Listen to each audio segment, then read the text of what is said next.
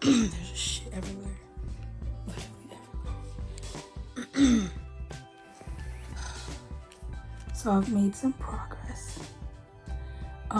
This is about where I was like sitting where the dead sunflowers were. And yeah, well, I have to insert a picture, but like going through the clothes, gonna stack the closet up. I know it looks like weird, but yeah. I have a desk, excuse me. I have a desk coming, and so I can finally put that fucking folding table up. And I'm getting rid of a whole bunch of shit and donating and purging closets, and yeah, just wait for the end results.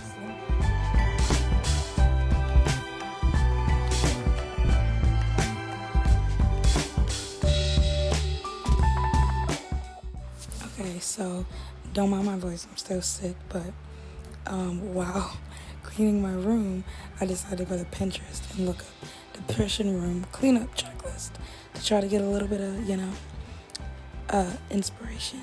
And it was concerned about me and sent me like, a number to a hotline and like, ways to relax and stuff.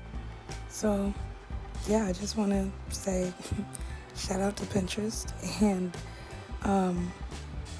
make sure you follow me on there.